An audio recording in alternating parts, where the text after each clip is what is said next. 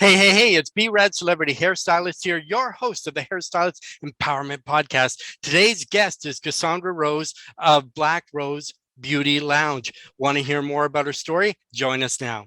Cassandra of Black Rose Beauty Lounge. Cassandra is a queer female hair artist who has been in the hair industry for 10 years, 2 of those being in her own private studio in Alliston, Ontario. As a color specialist and a form method extension technician, she is passionate about helping folks' outer self reflect their inner self. She is dedicated to curating a safe, welcoming space for all humans, 2S LGBTQIA+ friendly, and providing an experience above any other. Cassandra is passionate about uplifting not only her clients, but all those around her by sharing her story. Her whole life was turned upside down with the loss of her husband at a very young age, and taught her many lessons that most don't learn until later in life. Her sudden realization how fleeting and uncertain life can be sparked an alternate mindset in her.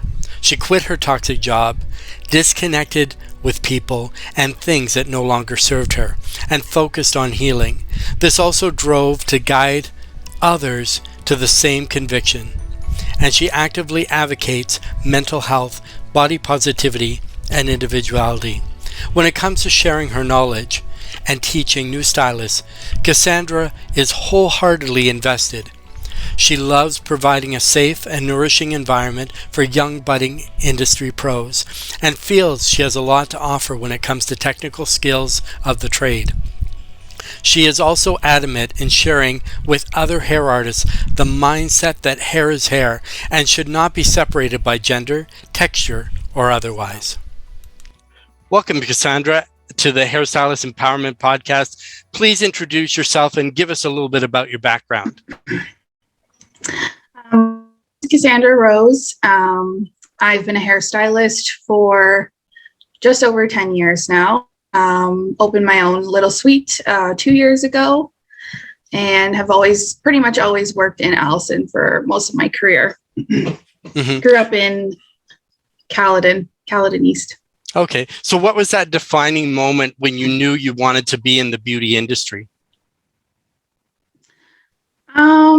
Honestly, I feel like there was never really a specific moment. It was like, since as far back as I can remember, this has always been something that I was super interested in. Even when I was like really, really young, like, playing with my mother's hair and my own hair and anybody that would let me touch their hair, my friends or whatever. But yeah, I feel like it was always just like a very intense interest. Mm-hmm. And when I was in high school, I did like a business course to kind of get more information about how to run a business, and did co-op in high school. And I guess when I did co-op, that was like the solidifying moment, because you did co-op in a salon from high school? Yeah, I did co-op in a salon in Bolton. Perfect. In high school in grade 12. And as soon as I was in that environment, I was like 100% sure. You knew this is for me. So it's something that was kind of innate in you. You knew from birth, coming out of the womb, that this is what I'm going to do. I don't care how I do it. I'm going to do it in some sort of form. What's the best compliment you've ever gotten? The best compliment? People tell me a lot that I am genuine and easy to be around. And I think that that's a huge part of being a stylist, is just, creating an environment that people can come and feel comfortable. And obviously, giving them great hair is a big part of it too. But I love that I can offer a space that people can just be themselves and be a little bit freed from pressures, and they can just be themselves, and they feel comfortable with that around me. So I love exactly that. What do people misunderstand about you the most? A lot of people tell me that I am super intimidating when they first meet me. Maybe not in the shop, because obviously I make a big effort to be welcoming and everything. But if you were to meet me on the street, a lot of people tell me that I'm intimidating, and seem like I might be kind of closed off, just because I guess because of the tattoos and stuff. I've had a few clients that have said like they were nervous sitting in my chair, like older clients. Oh, wow. Okay. Because just at first, because they thought I was going to try and give them some like crazy, funky, haircut and color, because my haircut and color and style is like that. So I think that was kind of a lot of misunderstanding about me as far as in the shop and outside of work, that people, I think that I'm intimidating, I guess. But then as soon as you talk to me, like that, I feel like that goes away. And then it's relaxed. I find Exactly. it very easy to talk to you, like very simple, but it really shows how people's perspectives kind of change just by the visual of having tats or not having, maybe if you had a green mohawk, people would treat you differently to think that you couldn't do regular hair, that because you may look funky, that everything you do is exactly the way that you are. Maybe if you worked in Toronto, this may be before your time, but House of Lords was a big place at one time in Toronto. There's some other crazy shops, which that's all they did. They just did crazy work all the time. Yeah. And that's a thing, because being in a intimate town, but it's growing, like where you are is a vast growing community. There's people moving in all the time from Toronto, but they're also looking for someone who has more skill. And just for our listening audience, if you go out, we'll at the end kind of list where you're at. But if you kind of look at her Instagram, social media, you can see that Cassandra's work is like incredible. And that's one thing that drew me to you, which I mentioned before, is that your work is so, and I'm really picky because I educate all across Canada, the US, I do film, television, video. But then when you look at people's work and people that take the time to fine detail their work, that to me is worth more than just kind of doing it. It's all messy, it's everywhere. But with your color work, with your I think you do extensions as well, and as I say, just the general styling, like people don't look like they're coming out of a shop from a small town.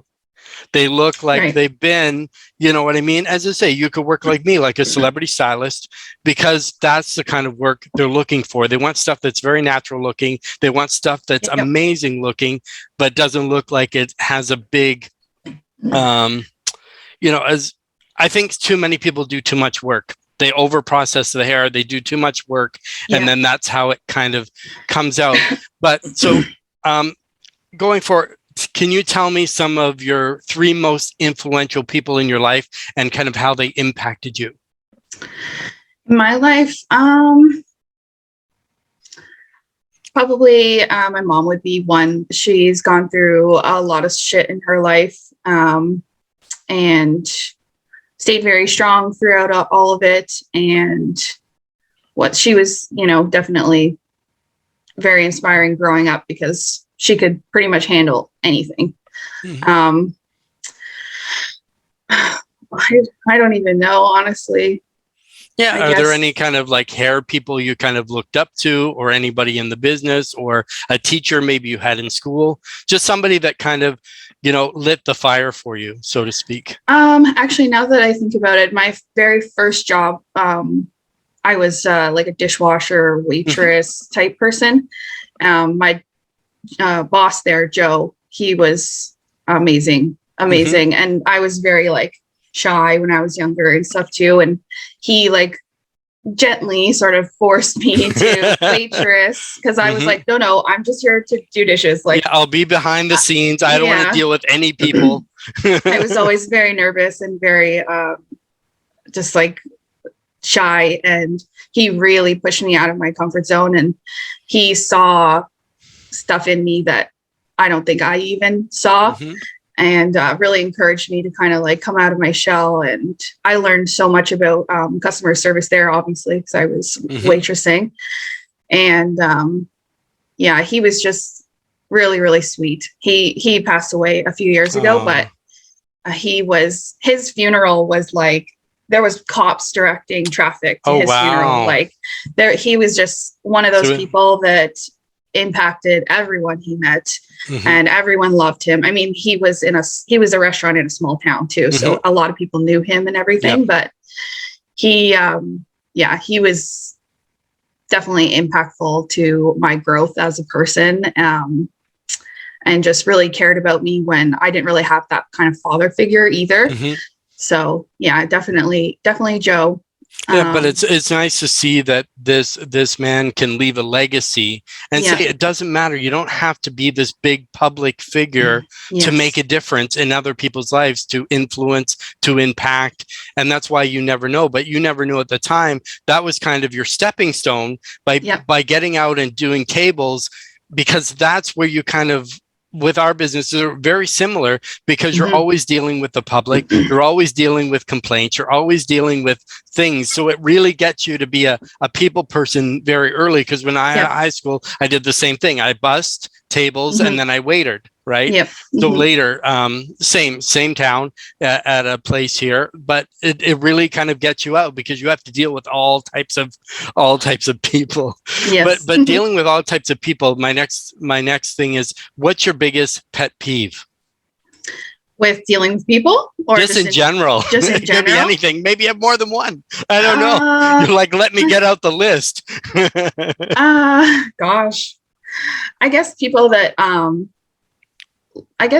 kind of lack empathy. I feel like I'm the kind of person that I'm constantly, maybe I'm, I guess, labeled an overthinker, but constantly kind of trying to put myself in other people's perspectives. And I think sometimes people get kind of like that tunnel vision about situations and things like that. And it's hard for them to kind of flip the script and look at situations from other perspectives. Maybe that, I guess. I just, like I said, I try to look at things from all perspectives and be unbiased as much as I can for things. Of course. Yeah, of course. What's the one thing in your business venture that you did not expect? Honestly, probably the amount of support that I get from my clients. I feel like I entered the industry expecting to just do my clients, and obviously I loved what I did, but I'm not sure I expected the connection that I form with guests. Because so many of the people that sit in my chair, they've been sitting in my chair for such a long time now that I've been doing this a while, and they just genuinely care about me as a person. And I'm not sure that I ever expected that. Just that, that there's such a mutual, caring for each other, I guess. Yeah, they reciprocate and say give out and receive, and give and receive. Yeah, just having such a supportive network of people just through my clients and through my work. I think I don't think I ever really expected that level of it. For sure. Wow, that's amazing. What's one piece of advice you would give someone that wants to start out in this career? I would say probably to push through the first few years, because the first few years are definitely really, really challenging, especially if you have a hard time finding a shop that is going to guide you in the right way. I feel like that's probably the top thing I hear about why somebody left the industry, is just because the first few years were way too challenging, or they were at a shop where they didn't feel supported or heard or listened to. And to kind of try and keep your spirit up after school, because I feel like they come out of school with bright eyes and so excited, and then sometimes they end up in a shop that just just they don't do anything. That. Yeah, or a lot of times I found in school wants to hype you up, and usually you're like the best person at the top in school. Everyone loves you, all the clients. But when you get in the real world and then you start an apprenticeship, a lot of these owners, they have you answer the phone, sweep the floor, and wash hair, and that's all you do for the whole entire apprenticeship time. They don't teach you anything because they don't want you to go and take clients. Which is unfair, but that's the whole point of apprenticeship. And that's the whole point of bringing someone on, that you can say, this person knows how to cut hair. This person knows how to highlight, perm, color, do everything that they kind of need to do. And having a better environment makes such a big difference, which comes around to the next. Why do you think green circle salons is really needed in salons today? I wish I knew the exact stat, but it's pretty staggering the amount of waste that is generated by salons all over the world, but in North America especially. I believe Green Circle is just in North America right now, but yeah, the amount of waste that is generated is crazy. And when that waste is going into landfills, it can be pretty harmful. So I definitely, in my personal life and in my professional life, I do try to be as recycle as much as possible. As possible. Be more efficient. Yeah, for sure. So Green Circle was like a no-brainer for me when I opened. And it's great that they have the PPE recycling now as well. So the gloves, I mean, I go through gloves way more than I ever did. And any masks they take as well. So definitely, I think is very important for me to be a part of that. Yeah, and that's good too, because then these items aren't then going into garbage, then going into landfill, because a lot of this stuff takes years, or if any, doesn't even break down. And then now you're stuck with all these landfills with this stuff that's just there, and it's going to be there forever, sort of thing. How important do you is it to you that your salon be inclusive? So inclusive meaning like all types of people are able to come in. That is definitely like top priority for me. I feel like even when I was a young stylist, I thought that I was inclusive, and I've learned so much over the years that no, like there's actually so much more that I could be doing to make it inclusive. And I try to make sure that every single day I'm spending a little bit of time to learn more about how I can do that. But I do feel that from the feedback I get from a lot of my guests that I've done a pretty good job of making it inclusive.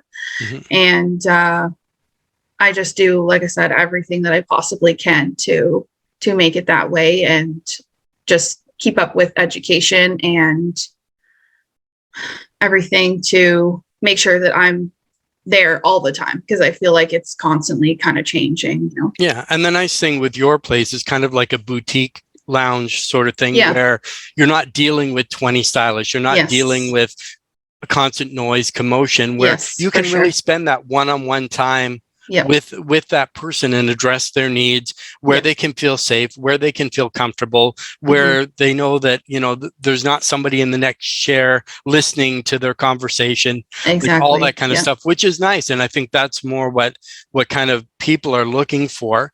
I'm not sure if you read a lot, but do you have 3 books that you would recommend to my audience, and why? I honestly don't read as much as I should. I'm more of like a internet type reader, I guess. Or even something you found, or an article, or something that kind of piqued your interest, to that you think people should like follow up and maybe check it out. There's definitely some Instagram accounts that I feel are very informative as far as like inclusiveness. Yes. I might have to actually look up the tags because I don't want to get them wrong. That's okay. Yeah, we can put them in the bio and stuff like that when people read and look. Yeah, I definitely follow a few accounts that I feel are, you know, that hit the mark really well and are very broad as far as the information that they offer for just general inclusiveness, not necessarily for salon specifically, but or these could be any books or any kind of stuff you read. It doesn't have to necessarily apply to inclusiveness. Some people have like great business books, or self-help, or mental awareness, or there's all kinds of things as well. But in your opinion, what's the most important personality trait or strength someone would need to work in your industry to be successful?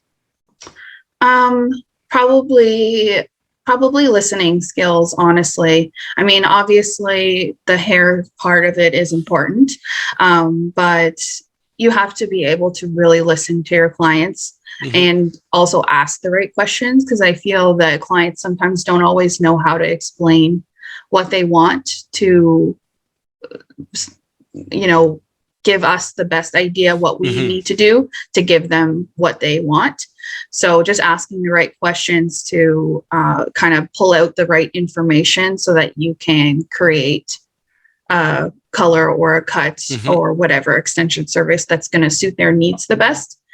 So just being able to kind of that communication skill to, like I said, pull out that information and give them exactly what they need. Yeah, it's a great soft skill that a lot of hairstylists, I think, kind of lost along the way, that they're so busy, or they've got to get so many people done, or they're just not listening, or as I say, they have that tunnel vision. I'm just going to do this, and that's what they do.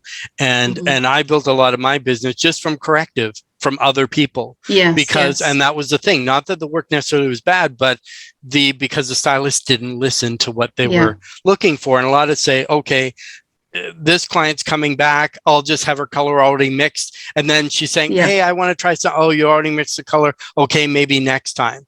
But every time for me, I do a consultation every single time my client comes. So 100%. I find that I listen. So maybe there's new information. Maybe they love what they have. Maybe they want to change what they have. Maybe they're going on vacation. Maybe they're deciding to grow their hair out. Maybe they're deciding they want to change, or as I say, they want to crop it off because it's so much easier. And then that's a good way to go through, because that's your opportunity in the chair to find out where they're at about their life, what kind of products would best suit. And two, if we're the professional, we should use everything in our toolkit to bring out the best in them, because clients really clients love to talk about themselves, and that's what they should. And so do stylists. But the thing is, stylists should really listen to the client, because they're the one paying for your time, not the other way, not the other way around, sort of thing. But what's one lesson in your job that taught you to think that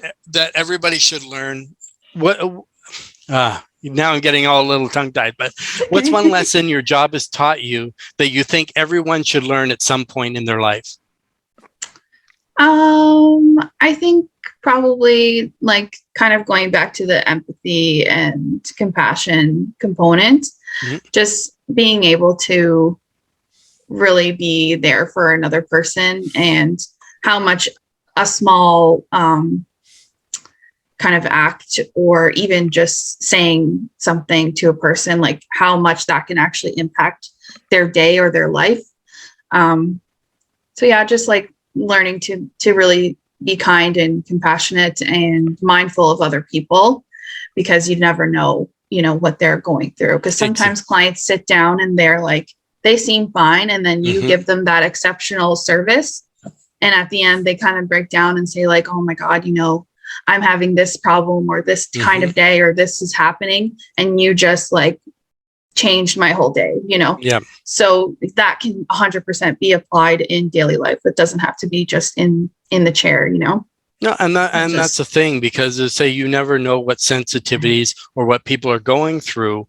And same, because we're in the beauty industry, and like you said, because maybe you have tattoos, people will judge you right away, think you're intimidating, and they haven't even talked to you yet.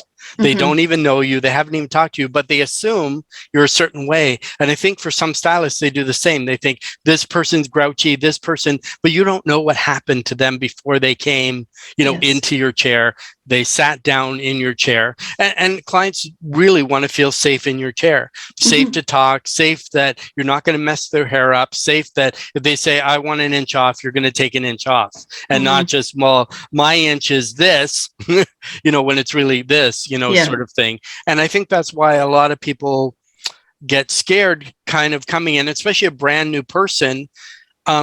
So what's people's normal reactions when they first come and sit in your chair that have never been to you before? Well, most of them, I try to give a survey after they leave. I do like a digital survey. Most tend to say that they felt very welcomed, and that they never had a consultation the way that they did when they sat in my chair. And just, that they felt very listened to, and felt that I was, actually trying to give them what they want, and not just doing a service and sending them on their way. That's right. Next. Hey, I got your money. That's it. But the nice thing is the follow-up is so important that then they're still feeling valued, because you're still asking, how was this for you, rather than saying, hey, you like your hair? Oh, great. That'll be XYZ. Yeah. Charge the card, here you go, sort of thing. Yeah. It's nice to say, I'm going to follow up and really see what you think. How can I improve? How can I make it better? How can I, based on that? And then it kind of makes you a better, well-rounded stylist to really know what your clientele wants and needs are. And then you can target it. And I think that's the same for services too. Why have a whole big service menu when half of them your clients don't even want? You're better to specialize. And whether it be, funky color, whether it be extensions, whether it be treatments, whether it be whatever, know your clients and offer them that, and do it well, and specialize and charge accordingly. And I think that's kind of the best way to go, sort of thing. So if people wanted to find you, where online can they find you? My Instagram is hair_by_Cassandra Rose. My Facebook is just Black Rose Beauty Lounge, and same with my website, www.blackrosebeautylounge.com. Awesome. So if there's one nugget of gold you would like to leave our audience, what would it be?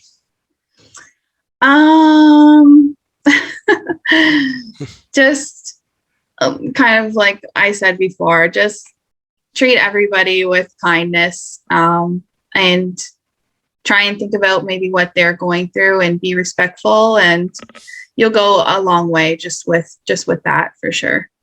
Exactly. I mean, empathy and care. And I think the way things are now, people are so busy with their lives and with everything going on, they kind of miss that, and say, if you don't know what empathy is, look it up, sort of thing, because empathy and sympathy are two different things. But but to really be in that person's shoes really makes a big difference, because you'd wish, if you went somewhere, that people would do the same for you, because yes, we're providers of service, but we're also consumers as well. When we go to a shoe store, when we go grocery shopping, when we grab our coffee, when we, whatever it might be, sort of thing. But I want to thank you, Cassandra. It's been wonderful. Wow, the time just really, really flew.